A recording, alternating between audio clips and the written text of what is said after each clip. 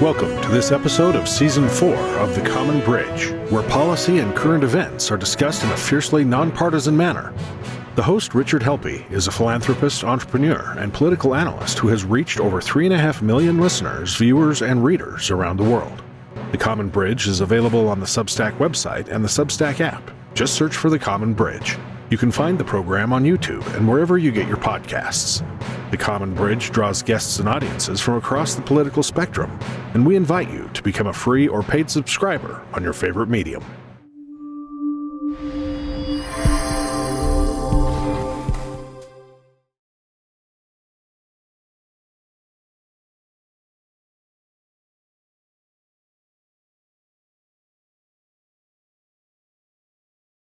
But look, this leads us to our now very interesting political situation. And we have, I like to caption it, it's the election deniers versus the dementia deniers. Okay, just to keep things simple. Oh my God, that sounds like a great one. Yeah, it's name your poison. But you've watched with, I'm sure, great interest the serial prosecutions of Donald Trump. What do you make of this? Well, if you listen to Donald Trump, his latest gallows humor is one more indictment, and I'm guaranteed my re-election. If you look at the polls, it's pretty much there. So I try to look at it from the basic. Today I asked a question on my blog of, will the age of either Trump or Biden change your vote, right? All the polls say no. The age is not going to. Essentially, what people are locked in on is they either hate Trump or they don't always hate Biden. They just like, well, if it's going to be Trump, I got to vote for Biden. The Democrats, as you've already said, they've locked in Biden. They're not going to push him out the door. Biden, in my view, should have had his 4 years, did a great, well, hey, I did this, and bring in somebody like Gavin Newsom or somebody like that, okay? Somebody who has youth and has got, I know you're going to say he was California, but it's not all, he's not all bad in California, but somebody that is an alternative to this situation. Trump is, I think,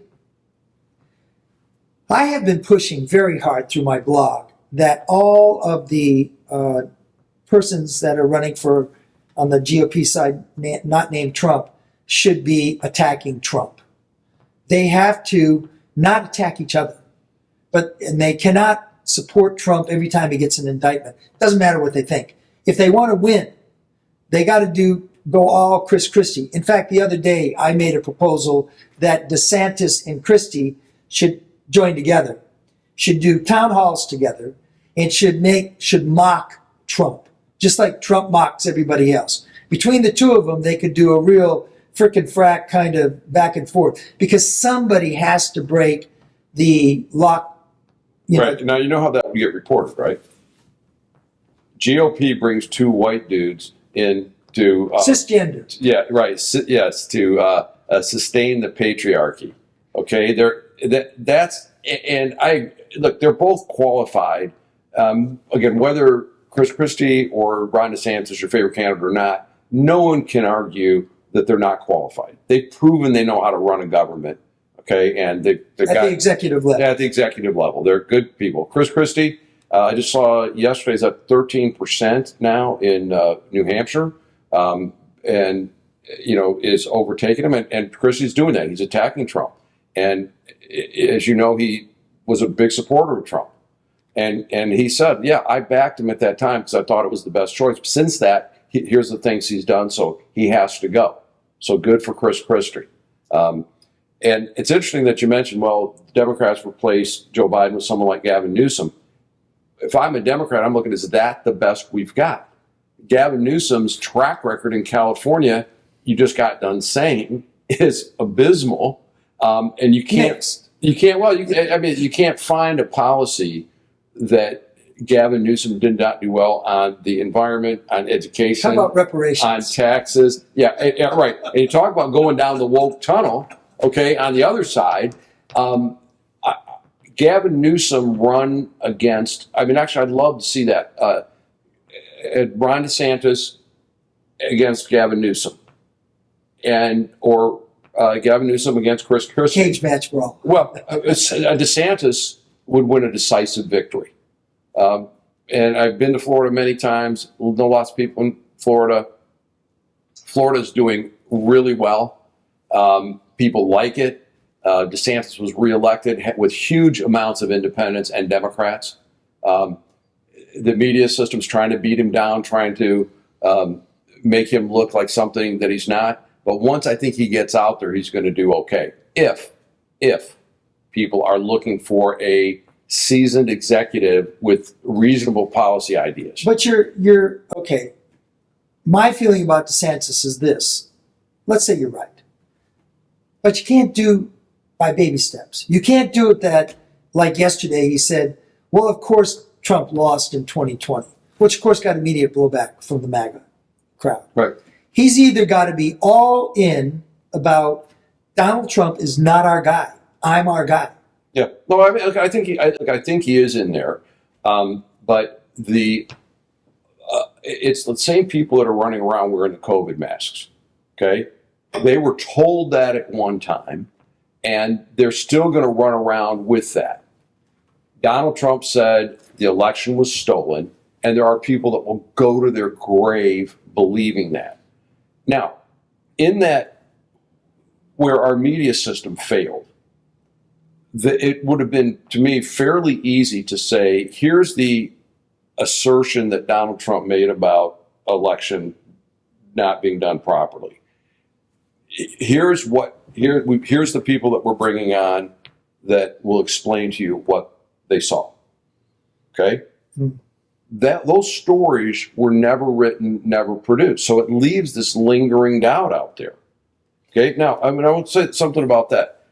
The one that I know, and I've said this before on my show, in the state of Michigan, in 2016, 75,000 ballots were Democrat down ballot that either voted for Trump or left president open.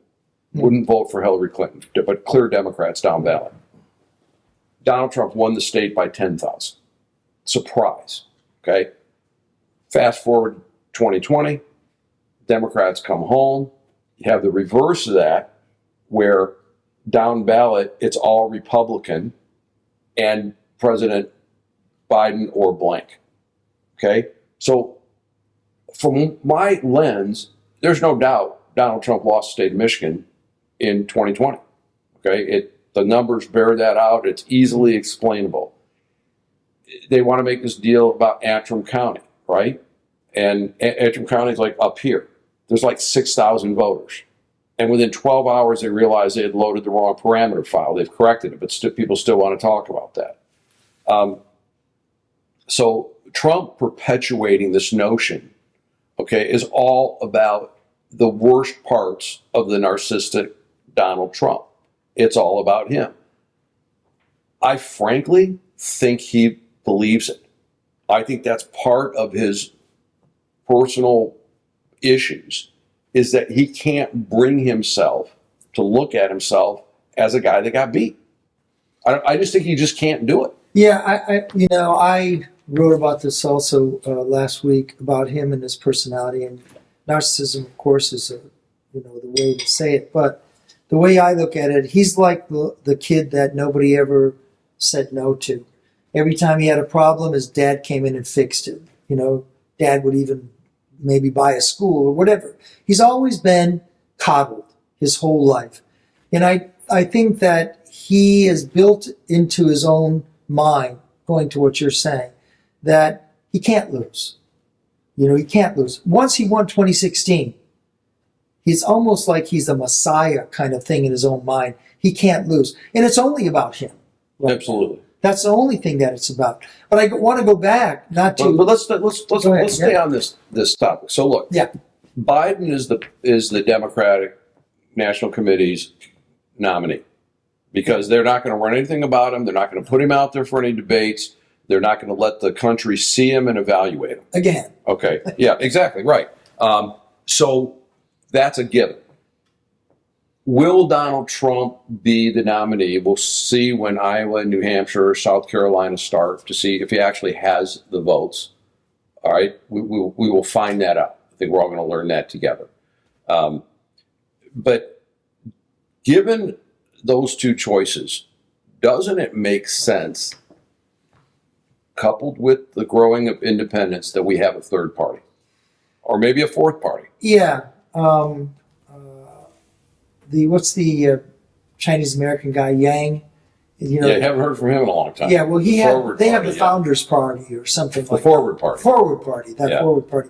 I think this, the answer to that is yes, I think so. As somebody pointed out in one of my things that I wrote, the Whig Party disappeared and the Republican Party resulted, from that. Pretty much around anti-slavery was the reason why Republican Party was formed. And they almost instantly won an election. Lincoln lost in 1856 to Stephen Douglas. By 1860, he won the presidency. So things can change very quickly. I think, are we at that tipping point in U.S. history where one or two of the parties will disappear, or whether a third party is viable? I don't know. But the problem with the third party, as you know, is we're not in a parliamentary system, which means that they can't take their votes and then add it to the other guy to create, a majority. You got to win an outright, you got to win, state by state. And the closest guy that came to that was a man of personal conviction, Ross Perot. And he at least had personal conviction, and he got, I think, he's the reason why Clinton won, as you know, Yes. right, kind of thing. So there's a spoiler side to this that, if it was done right. But it's going to take a really strong candidate. It's not going to be, Yang and his, Forward Party talking values and systems. It's got to be somebody who says, I don't think that either of these two guys represent us. And like Ross Perot, stand up and say, I represent you. Well, Perot would have probably won the election had he not dropped out. But there's now the No Names party with Joe Lieberman central to this. They're trying to get on the ballot in 50 states. And I am an eternal optimist. So my belief would be that if that No Name party got on the ballot in 50 states and they ran reasonable people, they're going to give independents a place to go. Yeah, not Ralph Nader. Yeah, right. No, right, exactly. And look, there's always been those parties, right, that appeal to a certain fringier element, okay, low popularity. But I think there's such a demand for better government that there really is a chance for 270 electoral votes. And if you think about if a third party could run well in, let's just presume it's Trump and Biden, California, New York, Texas, and Florida, okay, win two of those states, you're on your way at that point. And I think here in the upper Midwest, I think people would welcome an opportunity to vote other than for Joe Biden. Because what it does, to your point earlier, the only reason people want to vote for Joe Biden is to stop Donald Trump. Okay, that's it. You can't make a case for Joe Biden based on his vigor, on his vision, on his ethics. What's the number one reason? That's for sure. Yeah. I mean, you can't make a case. Nobody's making a case for Joe Biden. Okay, and making a case for Donald Trump is very difficult. I mean, if I was running against Donald Trump, I'd say, you saw what you got for 4 years.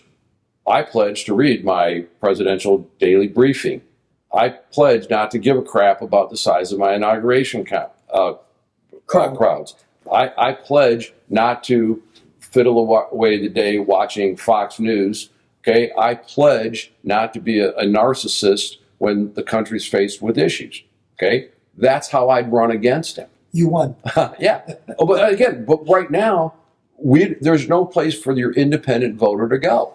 It's either the extreme Trump or it's the pathetic Joe Biden. That's where we sit right now. Constitutionally is the question for all this, and I'll have to look it up.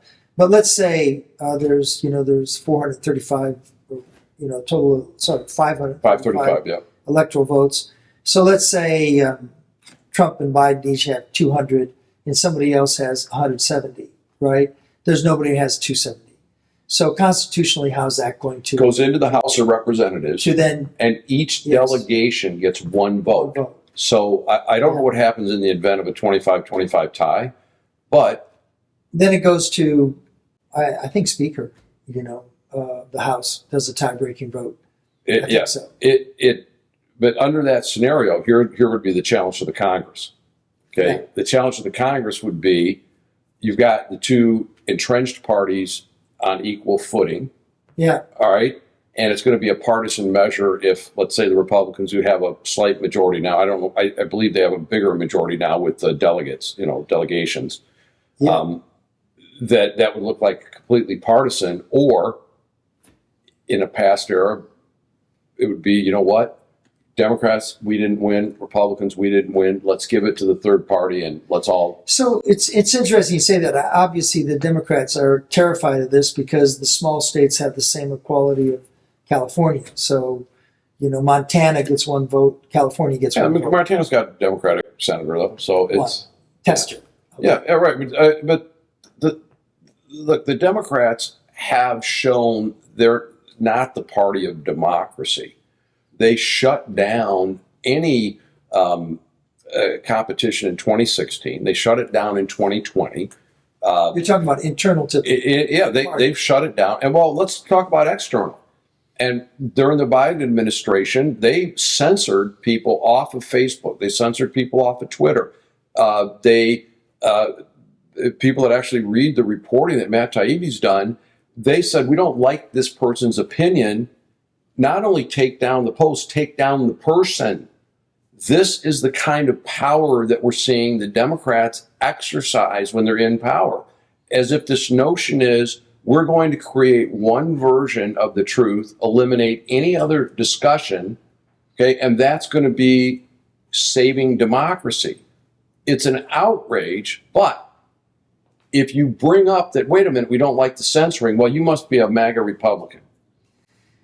Yeah, okay. Well, I've read the Matt Taibbi stuff. I think, Matt takes certain things and then he twists it to what his belief is. Okay, so anyway. Well, give me an example of that, because I've read him thoroughly and objectively, and it can be no mistake.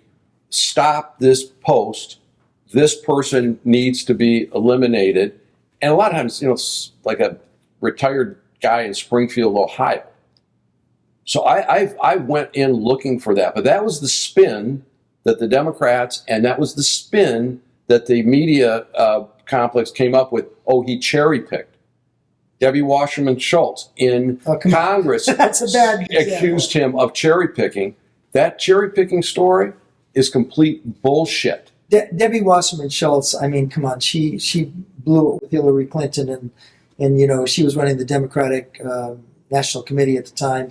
So let's not mention. No, but what I'm saying is that by way of example, that's who they sent out. I know that to try to oppose Matt Taibbi's sworn testimony, because that's how much of a loser that cherry picking story was. That's like arguing with Ben Shapiro. It's not easy. Right? Well, I'm talking about Matt Taibbi. But Taibbi had the facts. Here's the email. Yeah. Here's the result that happened. There's no question that Mark Zuckerberg's Facebook, okay, and pre-Elon Musk Twitter censored people at the request of the administration. And now what they want, and here's the two comebacks of that. Well, Twitter and Facebook aren't the government, so it's not a First Amendment violation. If you're doing the bidding of the government, What they did, my understanding of what they did, let's take Twitter as an example, which, by the way, I do not agree with any of the previous way that Twitter was running, even though my daughter works for another Jack Dorsey company right now, which is, kind of thing. But I think that, and he was in charge at that time, as you know. So my understanding of what Twitter did was this. So the people that they put in charge were not actually born in this country. They were all immigrants who had a strong bias. Let's just leave it at that. They put them in charge, and they were even more biased. So I agree with you on that. What they then did was they had they had a weekly meeting with people in the administration, or not Biden people, but people in the administration who talked about, wow, what are these kind of guys saying? What are these kind of guys saying? What are these kind of guys saying? And their spin on it is that these were extremist people, right? That's what they say. Now, I don't agree with that. I also feel that when he bought the company, Elon Musk bought the company, I mean, it's taken a massive nosedive, but he bought the company. Okay, that's the one thing about capitalism in this country, is if you got enough money, you can buy somebody and you can do what you want. Okay? Right, but to your point, And he's changed everything. But you agree with the point, that the point is that the Biden administration did meet regularly with these social media companies, and the evidence is clear that it was for a political purpose. All right, because by way of example, the New York Post accurate reporting about the Hunter Biden laptop, okay, was throttled and shut down in a coordinated basis on social media. And people said that would have changed their vote. This is where we first heard about the big guy. Okay, and look, can we stipulate that Hunter Biden has no qualifications to be on the board of an energy company or any other company? Nor do any of the Trump kids. Okay, so well, I don't want to do the whataboutism. I want to talk about that. No, he does not. Okay, he does not. Okay, so now here comes this truthful story out, and it is, if that's not absolute election interference, I don't know what it is. But if you say, wait a minute, that you shouldn't have done that, well, you must be a Trump guy, because throttling the story helped Trump. So therefore, throttling the story helped Biden. Unthrottling the story helped Trump. If you believe in a free press, you must be in the tank for Trump. That's the logic that we're at right now.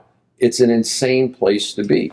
Well, we're going to have to agree to disagree. Okay, I think that should Twitter have allowed the New York Post, the oldest newspaper in the United States, with a factual story, should they have stopped that story the way they did? The answer to that is no. But anything that's a Murdoch thing, people feel again, suspect. you're coming back.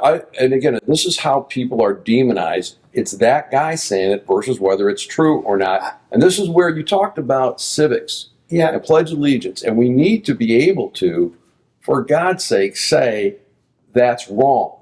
Not it can't be right because Rupert Murdoch's there.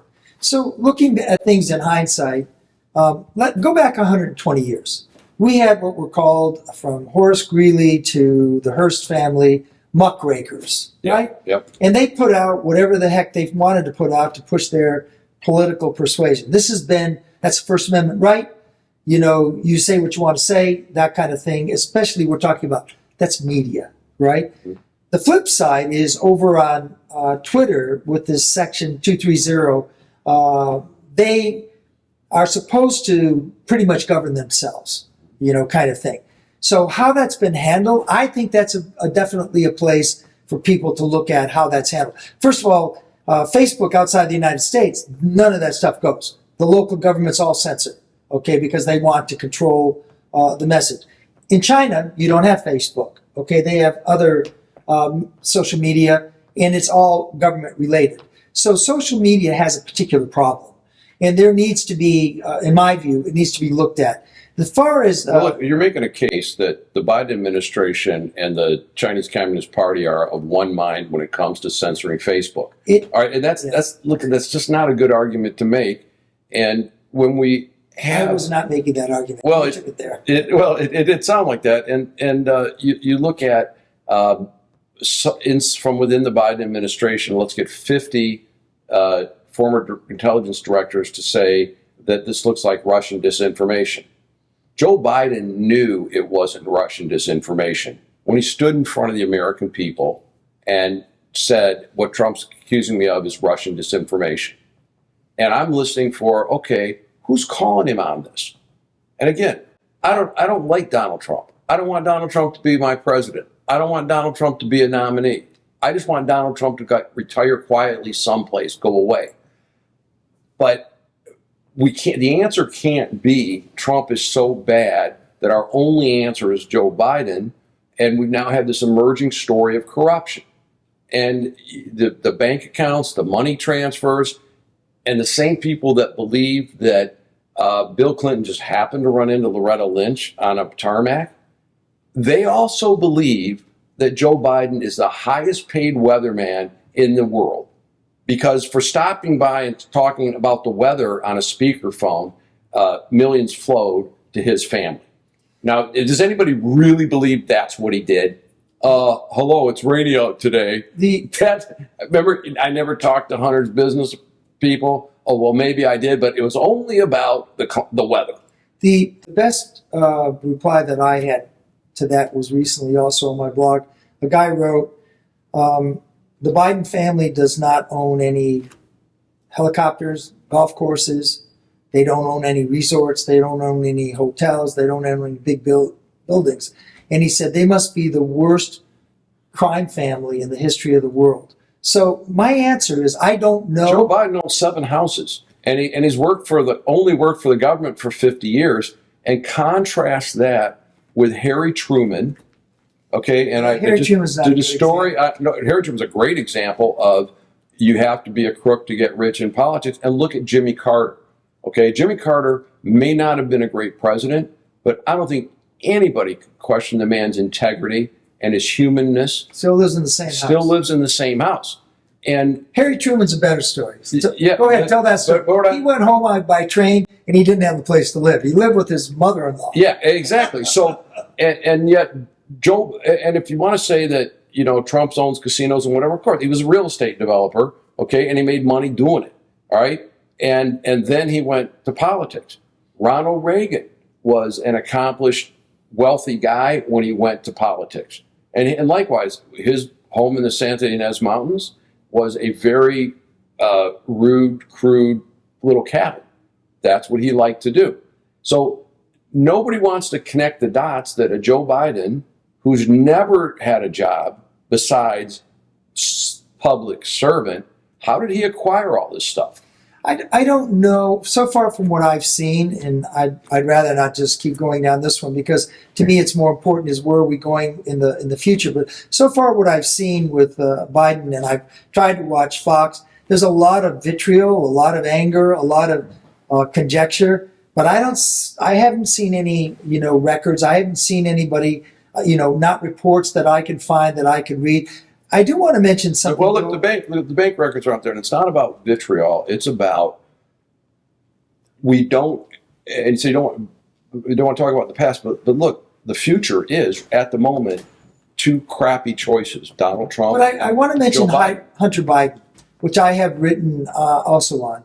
My view on Hunter Biden, and a lot of people talk about, are should Joe Biden be responsible for Hunter Biden? Okay, that's a huge issue on the right, and the right says absolutely. Hunter Biden is in my view, a despicable character, right? He's not just a coke guy. He did a lot of bad things. Whatever is on that laptop is really horrific, kind of weird stuff that I wouldn't be proud of if I was a father at all. Should Joe Biden stood by him? A lot of people say that's a good thing. If I were in Joe Biden's position, would I stand beside by my son? Joe Biden tries to thread the needle, as they say. But that's, sometimes you got to say your son was a bad guy. He was not a good guy. And Joe Biden doesn't say that. So what I fault him for is that you always talk about coming clean, right? So I think what Joe Biden has not done did not come clean about his son and his son's problems, which are more than just drug problems. Well, look, we can't be responsible for our relatives, and I've got relatives that wish they weren't related to me. I'm sure. Okay, but the situation is this though with Hunter. It's not about Hunter and Hunter's behavior and his many problems. That's a distraction, and that's what the left and the media systems want people to focus. Hey, come on, the guy's got issues. Yeah, but it's not Joe. But here's the problem. Hunter Biden flies back from China on Air Force Two with Joe, and you've been around private equity, and in hand he's got a huge sum of money from the Chinese government, okay, to invest. Okay, that happened. No question about that. Joe Biden says, I never talked to my son about business. Really? You flew back from China after he just bagged this big deal and that never came up. Okay? It's just complete bullshit. And then it's like, oh, well, now that there's evidence that you did talk to him, well, yeah, I did, but I was never in business with him. Oh, okay. Now it fast forwards. Well, I did talk to the business associates, but it was nothing of consequence. It was just about the weather. Okay, it's that changing story. And like if you see somebody arrested for a crime, and they say I wasn't there. Oh, but someone saw you there. Oh, you know what? I was there, but I was only there for a minute. Okay, well, someone else saw you there an hour later. Okay, it's drip, drip, drip that the story changes. So it's not about Hunter, it's about Joe Biden, and we're not asking those questions. And that the jealousy over that Donald Trump is done well in business. Okay. Well, I think, Republicans have several of investigations going on about Joe Biden, Hunter Biden. Kevin McCarthy is considering impeachment. So they have the power to be able to investigate, find that, and present it to the American public.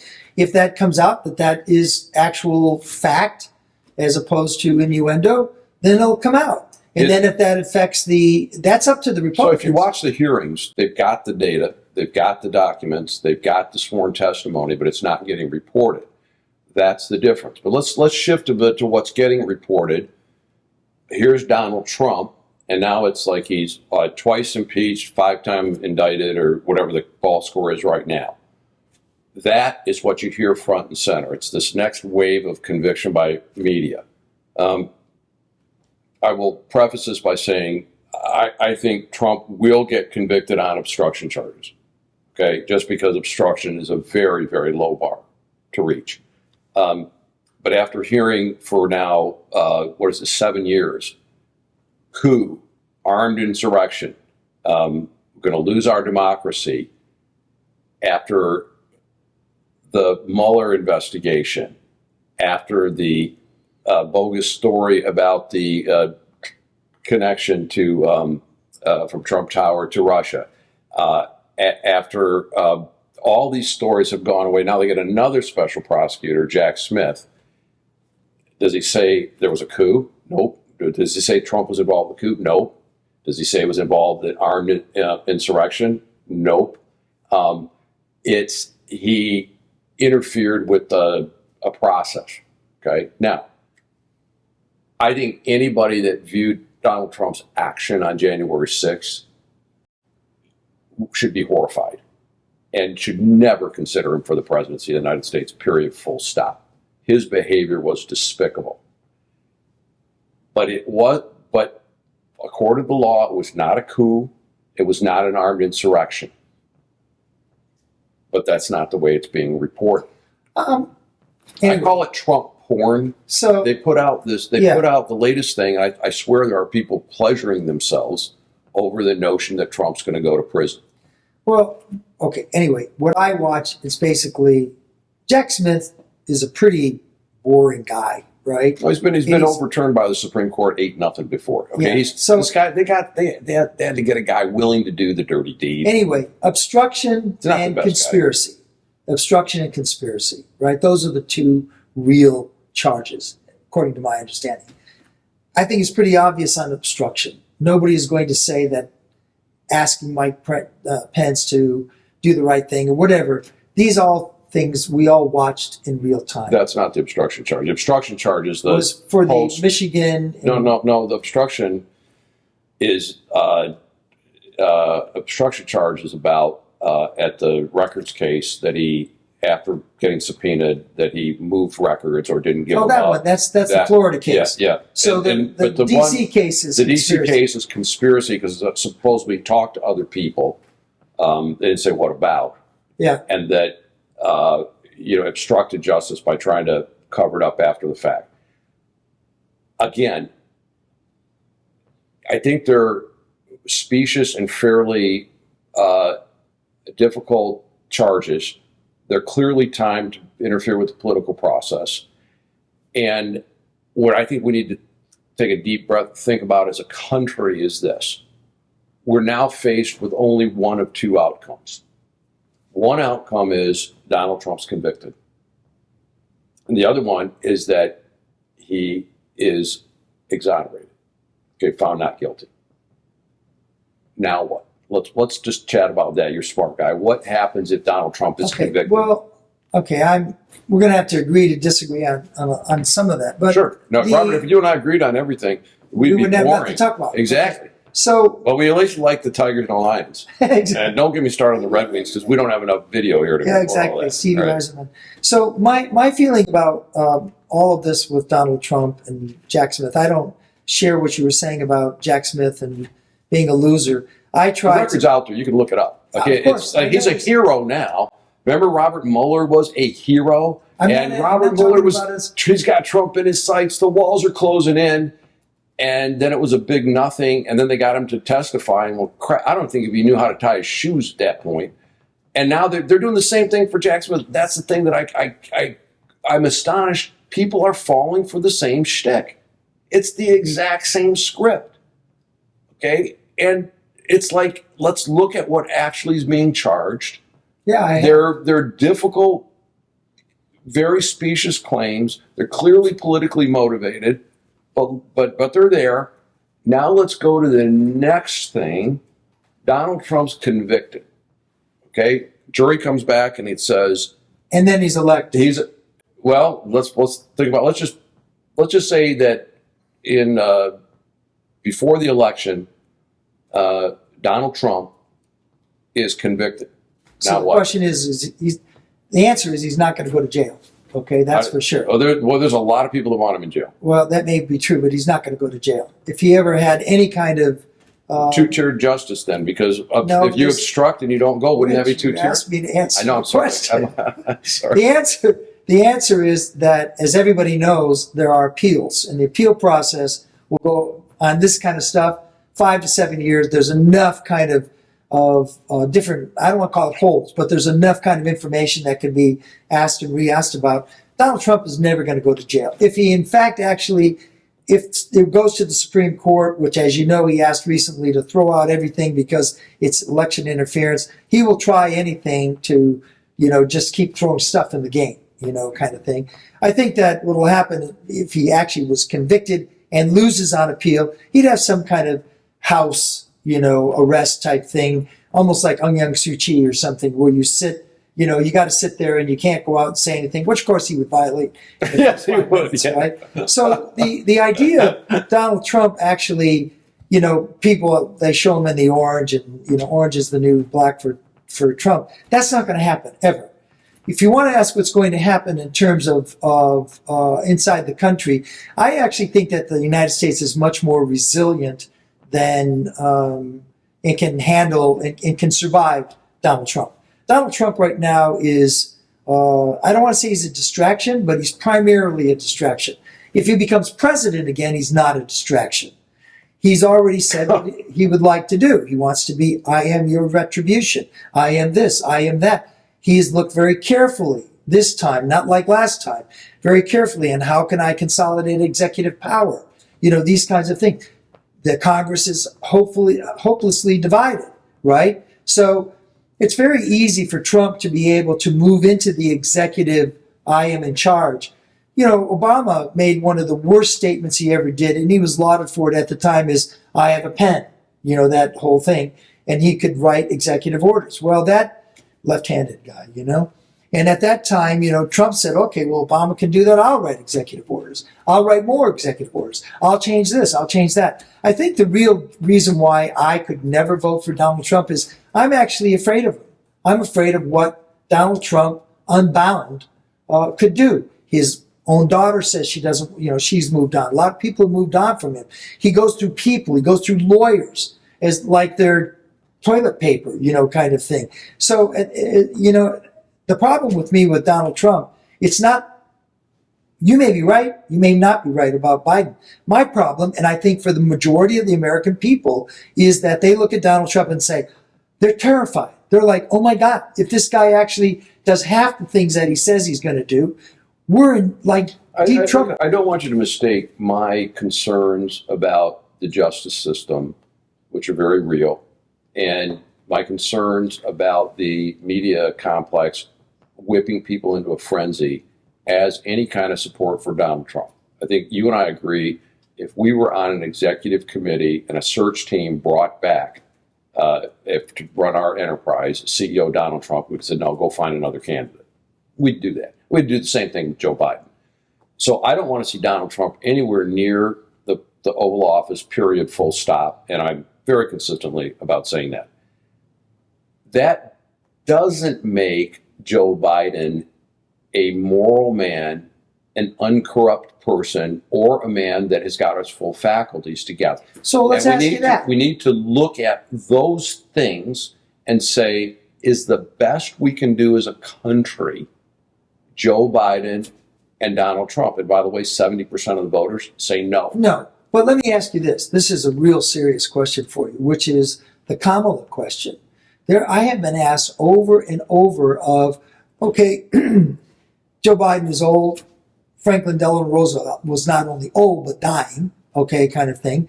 What happens? And if you say 70% don't want Donald Trump or Joe Biden, I'd probably say 90% exactly don't want right. Kamala Harris, yeah. Okay? So that's to me is the number one concern I have about Joe Biden is Kamala Harris, because she has not progressed or shown that she's ready for prime time. And that really concerns me a lot. And Joe Biden has made, I think, a massive all-in mistake. And I talked about this last year with you when we talked about, being the black women vote, okay? The black women vote is 6.5% of the population, and they don't vote in the numbers as white women vote. Okay, well, so it's a real. He's all in on one. Yeah, group. yeah. It would have been much better if he would have said, "I'm finding the best candidate." Oh, wow! It just happened to be a female of color. Much better way to put that. But I'm afraid if she. Yeah, no. But I don't think there's anybody on the right, left, center that thinks she's capable. Period. And I've asked a lot of people, and people, on the. But he won't dump her. He can't. Okay, she would have to be, like appointed to the Supreme Court or resign for health reasons or something like that. And I don't want. She's far too ambitious. Yeah, but see, this would mean that if it's Trump Biden, who Trump gets as his VP, and people try to vote on the VP, but nobody's going to become VP for Trump. No, that's worth anything. So. This is why I think that we're stuck in a really bad place, and why I hope my audience if you're in Iowa, New Hampshire, South Carolina, any of the early primary states, please go out and vote, and vote not Donald Trump so that we get a better choice, and we need to do that. Robert, this has been a great conversation. As always, far-ranging, and you're so well-read and so experienced where you get out there and you do things, and I can't tell you how much I enjoy speaking with you. And I will also say our audience loves hearing from you. They love it when we're together talking like this. We're going to be back in a little bit. We're going to talk about Indigenous peoples. We both have an interest in that. Maybe DEI and affirmative action, if you wouldn't mind. Love to. Okay, great. We've been talking today with Robert Greenfield, very accomplished man, very well read. You can follow him on Reddit and Quora. And Quora. And also, do you write a blog? Yeah. And he writes a blog. Tell him, where do you find your blog? Okay, mostly my work is on Quora. I do a little bit on Substack. My goal is to actually produce dialogue, very similar actually to what Rich is doing. But I don't do a lot of podcasts. I do a lot of writing. So happy to see you follow me if you have time. Great. And I know that a lot of people will because of the popularity of these specific episodes. And so with our special guest, Robert Greenfield, this is your host, Rich Helppie, signing off on The Common Bridge. Thanks for joining us on The Common Bridge. Subscribe to The Common Bridge on Substack.com or use their Substack app, where you can find more interviews, columns, videos, and nonpartisan discussions of the day. Just search for The Common Bridge. You can also find The Common Bridge on Mission Control Radio on your Radio Garden app.